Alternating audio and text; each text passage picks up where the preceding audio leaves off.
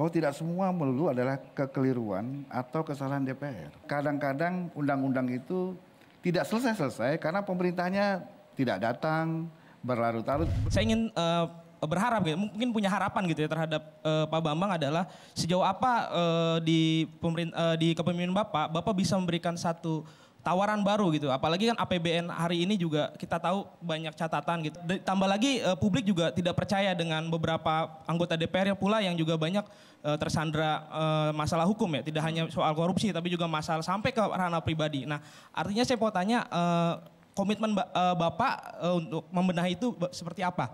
Itu.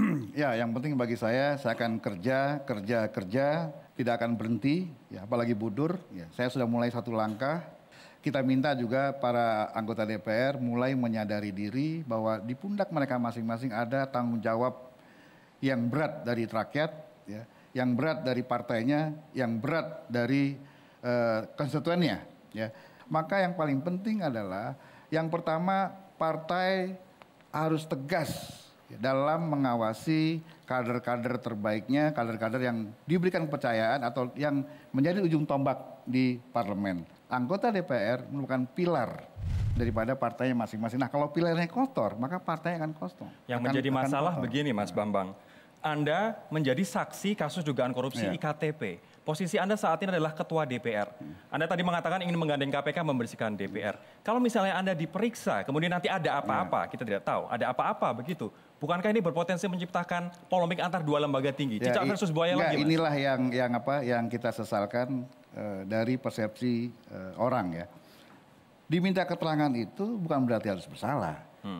Baca undang-undangnya. Keterangan itu adalah dianggap mengetahui, mendengar dan segala macam. Nah, menurut saya justru kewajiban semua warga negara untuk memenuhi kewajiban hukumnya salah satunya adalah memenuhi panggilan penegak hukum untuk diminta keterangan apapun itu. Nanti panggilan kedua datang ya. Kalau dengar penjelasan Bambang, gini, ya. penjelasan Bambang oke. Tapi ada sebagian anggota DPR pada umumnya selalu berkelit di Undang-Undang MD3 kalau dipanggil. Hak imunitas, izin Pak, itu kan yang lain Pak. Kita lagi ngomongin Pak Bambang Pak. Fokus dong. Tapi kan kalau itu yang lain. Tapi yang lain kan bisa. Ada yang bisa. KPK tadi, angkat dipanggil kan. ini setelah Pak Bambang Susatyo jadi ketua KPK, kan sebelumnya nih agak galak nih ya. Nanti akan berubah nggak karakternya? Jadi tugas saya adalah sekarang membuat teduh parlemen. Jangan sampai rakyat dirugikan dengan kegaduhan yang tidak perlu di parlemen. Jadi mohon beri saya ruang, beri saya kesempatan untuk membuktikan komitmen saya bekerja pada rakyat, membuat rakyat bahagia dan sejahtera. Itu terkait dengan pansus ini ya. Ketika Bapak diumumkan akan menjadi ketua DPR, itu Pak Ketua Umum itu kan mengatakan hentikan pansus angket ini dan tarik semua anggota mundur dari pansus. Tapi Bapak dalam konferensi pers yang lain tuh mengatakan harus menyelesaikan rekomendasi, berarti pansus itu akan berjalan terus gitu. Nah, itu gimana nih Pak Ada? Saya tanya ketua umum saya, Tum perintahnya apa yang jelas? Selesaikan pansus KPK dengan rekomendasi dan kesimpulan yang tidak melemahkan KPK. Itu perintahnya pada saya. Baik, oke. Kita tiba di polling tertutup di mana ke-10 panelis memberikan pendapatnya. Apakah Bambang Susatyo merupakan sosok yang kredibel dan mampu memimpin DPR hingga 2 tahun ke depan? Hasilnya ini sudah dijawab oleh ke-10 orang panelis, 6 orang menjawab ragu-ragu. 3 orang menjawab mampu, optimistis, dan 1 orang menjawab tidak mampu.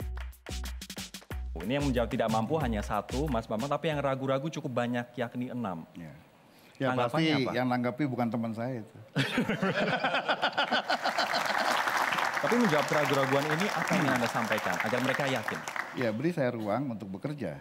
Saya tidak pernah menjanjikan dan tidak saya bisa menjanjikan apa-apa kecuali tolong koreksi saya, kritik saya. Saya lebih senang mendengar yang mengkritik daripada yang melambungkan. Itu saja. Yang tadi tidak yakin siapa ya? Tapi mungkin kenapa ragu-ragu? Barangkali gini, misalnya di panitia angket KPK, Mas Bambangnya oke, teduh. Tapi kan kita masih punya Fahri Hamzah, ada Fadlizon. Apakah mereka juga nanti akan ikut teduh seketika? Ketika itu tergantung kepiawaian ketuanya nanti. Tergantung kepiawaian. Nanti kita dalami di segmen selanjutnya ya Mas Effendi. Mas Jayadi silakan. Ada track record yang membuat orang tidak yakin dengan apa yang dilakukan oleh Mas Bambang untuk menjadi ketua DPR. Track record yang mana Mas? Boleh Iya, didetailkan misalnya tadi menjadi inisiator angket KPK misalnya. Sementara angket KPK itu lebih dari 60% masyarakat Indonesia yang tahu itu nggak setuju dengan angket KPK itu. Jadi ada pertentangan. Jadi itu membuat orang ragu. Tapi pada saat yang sama, ya rakyat Indonesia ini orang baik ya, orang yang baik gitu, memberi kesempatan kayaknya gitu. Nah kita lihat nanti 6 bulan ke depan apakah Mas Bambang bisa membuktikan itu. Nih Mas, antara komitmen sama tadi apa yang track record Intinya sudah dilakukan. gini, saya tidak bisa membuat semua orang senang. Ya, saya akan menjadi diri saya sendiri untuk menyelesaikan tugas-tugas yang diberikan pada negara sesuai dengan sumpah saya. Ya, berikan nanti penilaian ketika masa berakhir jabatan saya. Berarti ke Q&A lagi Pak ya. Ini menarik ya, di studio 10 orang panelis aja ramainya kayak gini ya. Inilah keadilan paripurna Mbak. Iya, berarti kan yang di luar sana juga ada kemungkinan bahwa ya di luar ada. sana tuh di DPR apa di mana? Rakyat semuanya. rakyat. Karena ini kan DPR kan mewakili rakyat ya Pak ya. Yang saya ingin tanyakan, yang mana yang lebih jadi prioritas? Memperbaiki image atau mengerjakan apa yang harus dikerjakan? Ya. Silakan Mas. Image itu bisa terbentuk tergantung apa yang dikerjakan. Kalau Anda bertanya apa penilaian saya terhadap saya tidak bisa menilai diri saya. Biarlah masyarakat yang menilai terhadap kerja-kerja saya. Jadi apa yang saya lakukan di DPR ini adalah kepercayaan masyarakat kepada diri saya dan akan saya laksanakan dengan sebaik-baiknya insya Allah. Mas Kohar silakan. Yang mampu tadi nggak ditanya. Yang tadi menjawab 3 tadi yakin mampu nggak ditanya ya. Nah salah satu alasannya mungkin karena begini. ini mampu nih tadi nih jawabannya. Mampu tadi ketahuan dong Mas Bambang jawabannya. Susatyo ini kan pernah beberapa kali dipanggil oleh KPK. Ada satu episode. Cuma sekali aja, barangan aja lu. Bukan, mendatangi lah. Mendatangi, Apakah ya. diminta keterangan atau tidak, itu soal lain. Mendatangi KPK. Salah satu hal yang membuat saya surprise adalah sehabis mendatangi KPK, muncul sebuah tulisan dari Mas Bambang tentang kondisi gedung KPK waktu itu. Nah, termasuk ruangan pemeriksaan yang sempit dan seterusnya, yang akhirnya berujung pada sebuah gedung KPK yang megah. Itu artinya kan dari sugestinya Mas Bambang, dari tulisannya Mas Bambang berubah menjadi sebuah gedung yang megah. Nah. Coba kalau nggak ada tulisannya mungkin nggak akan dapat gedung baru ya Mas. Kita akan seret gedung baru KPK itu. Oke, ini ada data menarik terlebih dahulu Kang Asep dan juga teman-teman panelis yang lain terkait dengan pemberitaan. Jadi selama tahun 2017 dan Januari 2018 dari 130 media, pemberitaan mengenai Bambang Susatyo mencapai 3.776 artikel. Dengan lokasi pemberitaan 97% terjadi di DKI Jakarta. Nah, top topik terkait Bambang Susatyo adalah mengenai penunjukannya sebagai Ketua DPR RI yang baru sebanyak 51%. Dan pemberitaan mengenai kasus korupsi IKTP sebanyak 36%. Nah, pemberitaan mengenai Bambang Susatyo memiliki sentimen netral sebanyak 49%, sentimen negatif 24%, dan sentimen positif mencapai 27%. Ini Apa artinya tuh? Ya berarti yang netral tidak melihat Anda secara positif ataupun negatif adalah yang sebagian besar Mas, 40% lebih. Jadi masih bagus? Ada optimisme, Ya, jadi masih ada bagus. pesimisme. Bagus. Ya terserah Anda menilai, terserah Anda yang menilai. Menurut Anda masih bagus ya Mas Bambang? Yang ragu-ragu 40% lebih. Ya, kalau saya sih itu terserah lah. Pokoknya saya melangkah saja ke depan dan tidak akan melihat ke belakang. Saya sampai tujuan silakan nilai saya, kan gitu. Tepuk tangan dong. Sambung yang terputus. Tadi kaitan nyinyir sama pemilu 2019. Ini kan Mas Bambang cuma kurang lebih setahun lah kan. Kan kesannya kalau Mas Bambang jadi ketua DPR ada restu dari Pak Jokowi. Sementara 2 wakilnya ya yang 1, 2 itu kan sering nyinyir sama Jokowi. Nanti 2019 sudah persiapan.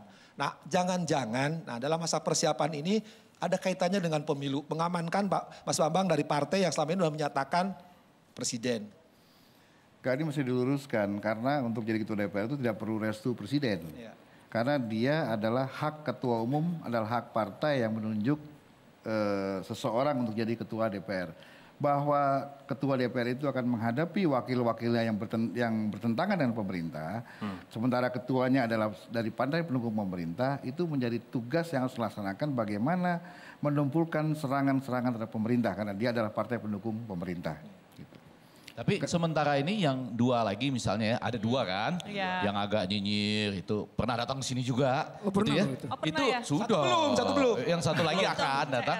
Itu selama ini sudah bisa dengan kepiawaian itu sudah bisa apa tiba-tiba menjadi atau mereka sengaja ngasih waktu dulu aja. Ini demi Mas Bambang Susatyo kita kasih waktu lah. Atau jangan-jangan ditarik dari partainya kalau minta ditarik kan? Kita kasih 3 minggu dulu. Nanti bulan depan baru kita ribut lagi. Enggak. Ya. Pernah menyampaikan suatu Selama ini sih hubungan saya dengan kedua beliau itu sangat baik karena chemistry nyambung. Saya dengan kenal Fahri itu sejak lama, sejak kita masuk DPR, kita mengerjakan sama-sama hak angket Senturi dan sama-sama di Komisi 3. Sementara dengan Falizon sama-sama dengan sebagai orang pergerakan di lapangan ketika mahasiswa dan masuk reformasi. Jadi sesungguhnya kita bukan orang yang baru kenal. Kita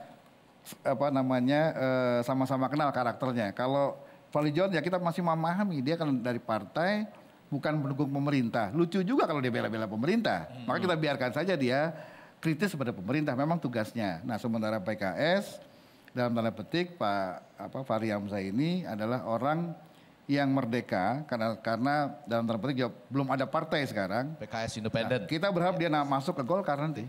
Berharap masuk ke Golkar.